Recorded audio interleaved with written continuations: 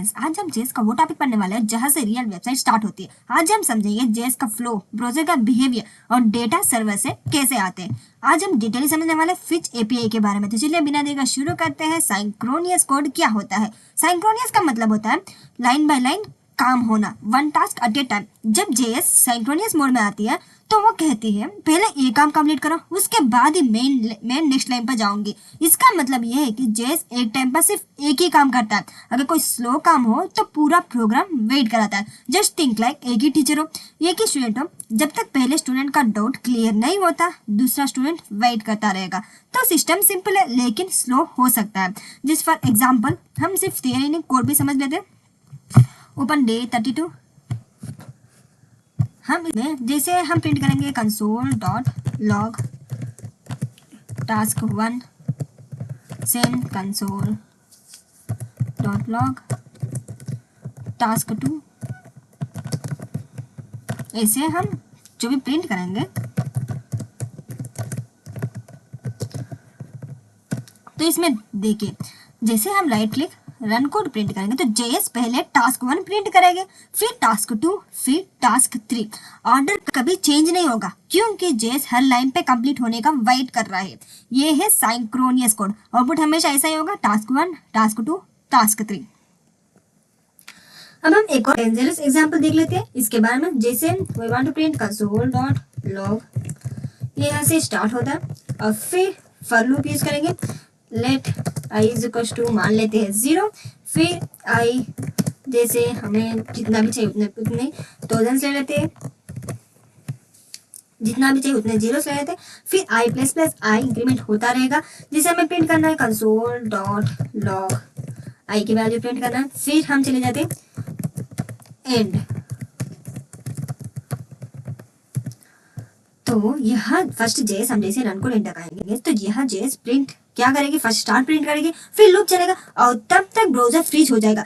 जब लूप खत्म होगा तब जाकर एंड प्रिंट होगा। इसीलिए साइंक्रोनियस कोड हेवी काम के लिए रिस्की होता है। So further we close this.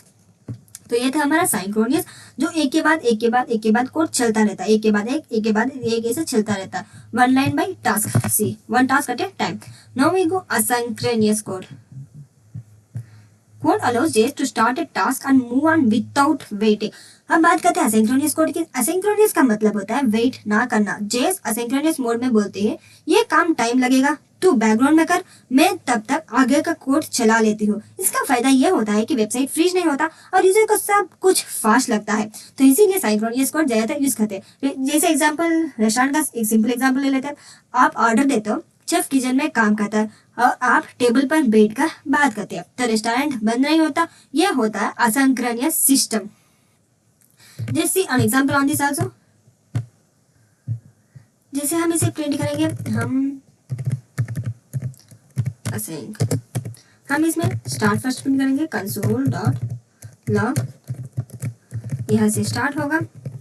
फिर हम इसमें यूज करने वाले हैं सेट टाइम आउट, जो कि क्या एरो फंक्शन इसमें यूज करेंगे। फिर हम प्रिंट करेंगे कंसोल डॉट लॉग मिडिल। कितने सेकंड्स में चलना है, हमें चाहिए 2000। अब हम फाइनली कंसोल डॉट लॉग हम ले लेते हैं एंड। सो अब देखिए रन कोड, इसे हम हटा देंगे।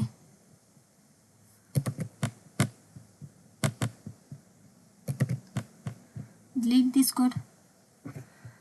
Now run code, right click run code. अगर आपके टूल में रन कोड नहीं दिख रहा तो कोड रन एक्सटेंशन इंस्टॉल करिए। तो देखिए स्टार्ट एंड, जेएस पहले स्टार्ट प्रिंट करेगा, फिर सेट टाइम आउट को ब्राउज़र से हवाले कर देगा और बोलेगा 2 सेकंड्स बाद काम करना है। जेएस वेट नहीं करेगा, वो तुरंत एंड प्रिंट कर देगा। 2 सेकंड बाद मिडिल प्रिंट होगा। जैसे इसमें देखिए 2 सेकंड के बाद मिडिल प्रिंट हुआ।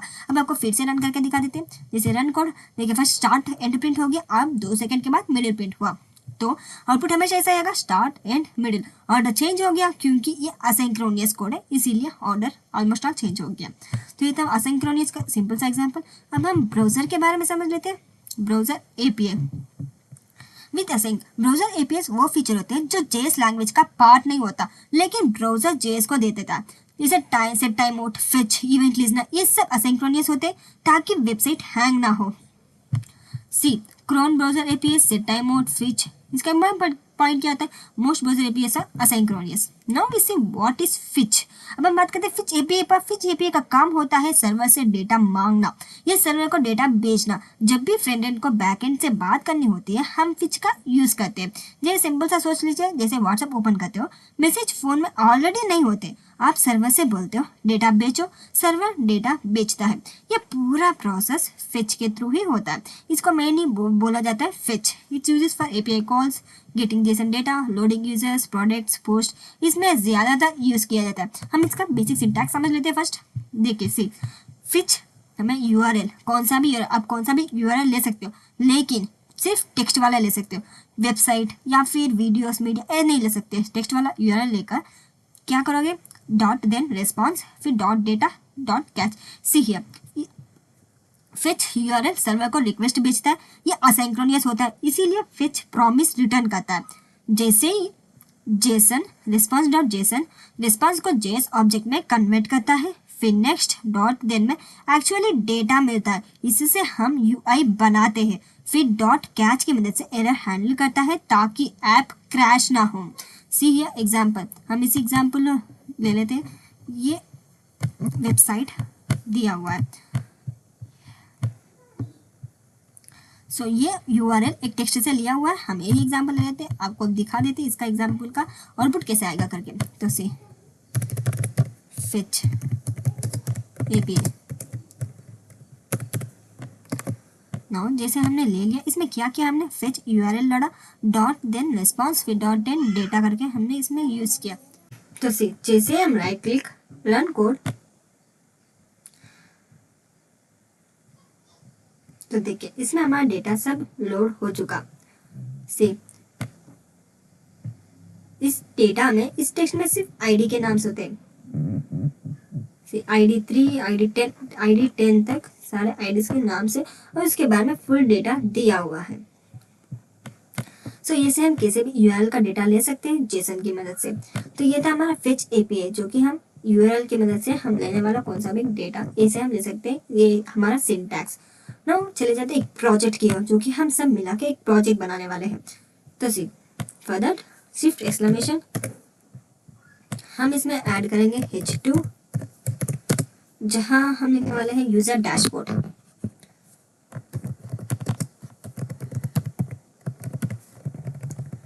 User dashboard. अब हम जैसे ही बटन क्लिक करेंगे, बटन ऑन क्लिक, तो सेट एक फंक्शन है वो रन हो जा, जो कि हमें इधर गलत आ चुका।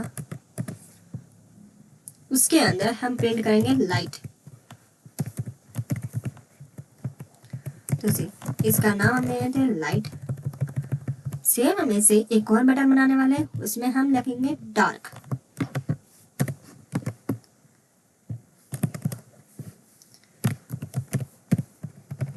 और इधर लाइट की जगह हम लिखेंगे डार्क, जो कि कलर थीम चेंज हो जाए।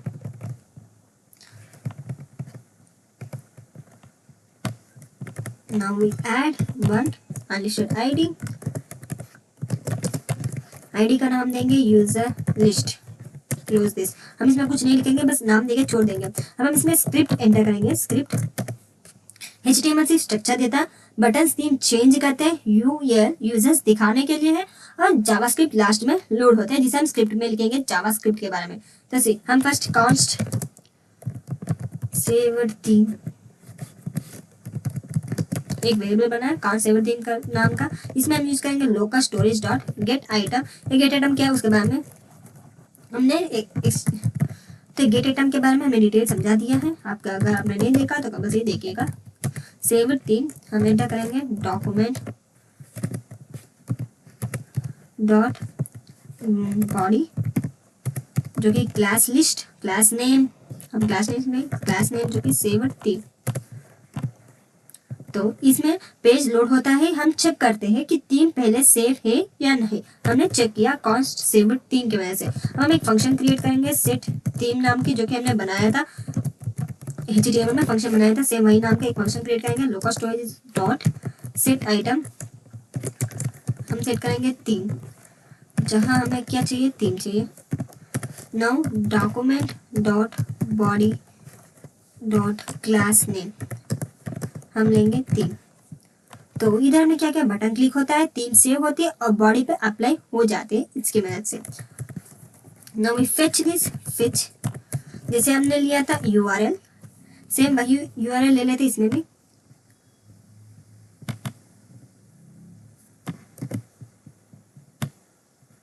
इसमें यूजर्स के सारे नाम है तो वही URL इसमें भी हम ले लेते हैं।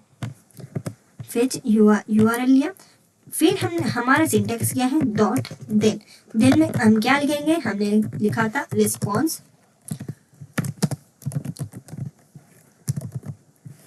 जो कि क्या करेगा, रिस्पॉन्स डॉट जेसन के अंदर कन्वर्ट करेगा।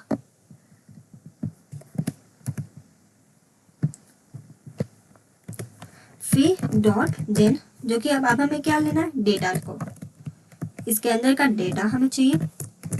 हम लिखेंगे एक लिस्ट के अंदर चाहिए हमें data, list is equal to document dot get element by ID, जो कि हमने आईडी बनाए थे, यूजर लिस्ट HTML में आईडी बनाई थी, वही आईडी के अंदर हमें वो डेटा चाहिए। तो हमने इसमें एंटर कर दिया।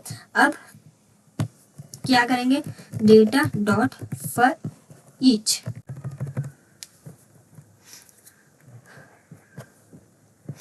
सो डेटा डॉट फॉर ईच हम यूजर लेंगे, जहां हमें क्या चाहिए, हमें चाहिए कॉन्स्ट। हम फर्स्ट एक एलिमेंट क्रिएट करेंगे, डॉक्यूमेंट डॉट क्रिएट एलिमेंट को क्रिएट करना है। कौन सा एलिमेंट, li वाला एलिमेंट क्रिएट करना है। फिर li dot text content, text में ऐड हो जा यूजर डॉट यूजर के नेम्स, जो कि हमने URL बनाया उसके सारे names. Append this, append chilled li, close this. हम इसमें क्या करने वाले हैं, क्लोज दिस आल्सो। इसमें कहीं एरर दिख रहा है क्योंकि यूजर से, अब कोई एरर नहीं आ रहा। सो अब हमने इसमें क्या किया, फेच सर्वर से यूजर लेता है, डेटा मिलता है, लूप चलता है, हर यूजर का काम स्क्रीन पर दिख जाता है। Now we close this, now we go to CSS के लिए हम टाइटल के अंदर के स्टाइल टैग ओपन कर देंगे। सिंपल से CSS बनाएंगे, जहां हमें क्या चाहिए, बॉडी के लिए और डार्क लाइट थीम के लिए। फॉर बॉडी हम चेंज करते हैं फैमिली, सिंपल सा CSS बना देंगे। बाद में जो भी हम देंगे, जो भी आपको चाहिए आप चेंज कर सकते हो CSS को। अब हम बैकग्राउंड हम लिखेंगे ब्लैक, जैसे डार्क कलर चाहिए उसे बैकग्राउंड ब्लैक बना दो, और कलर जो भी टेक्स्ट का कलर है वो हमें व्हाइट में चाहिए। Now we take for white, हमने ब्लैक व्हाइट JSS में एंटर किया, नॉट JS के अंदर ब्लैक व्हाइट हमने बनाया। अब हम चेंज करेंगे बैकग्राउंड, जैसे व्हाइट के लिए हमें क्या, कौन सा कलर चाहिए, व्हाइट कलर, और टेक्स्ट कलर हमें क्या चाहिए, ब्लैक चाहिए।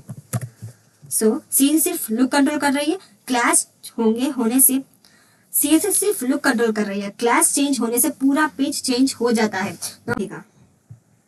तो देखिए लोड धीरे धीरे रन हुआ, लेकिन हमारा लिस्ट सारा इसमें रन हो चुका। तो क्या हुआ इसमें, फर्स्ट तो देखिए थीम अप्लाई हो जाता है, जैसे लाइट के लाइट, डार्क दबाते ही डार्क, थीम अप्लाई हो जाता है। फिर फेच रिक्वेस्ट जाती है, धीरे धीरे फेच रिक्वेस्ट जाएगी, सर्वर रिस्पांस देता है और डेटा हमारे इंटरफेस में शो हो गया। जैसे सी हमें सिर्फ यूजर के नेम्स चाहिए थे, तो इसमें 10 यूजर से 10 आईडी से और 10 यूजर्स के सारे नेम्स इसमें आ चुके।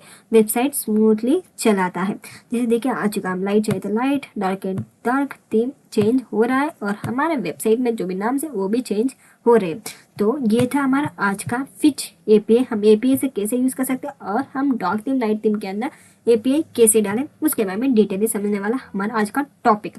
तो अगर आज आपको ये फ्लो समझ आ गया तो आप बिगिनर नहीं रहे, आप रियल JS डेवलपर बनने की लाइन में आ चुके हो। नेक्स्ट क्लास में हम असाइन अवॉइड को और भी सिंपल तरीके से समझेंगे और भी डिटेली एक प्रोजेक्ट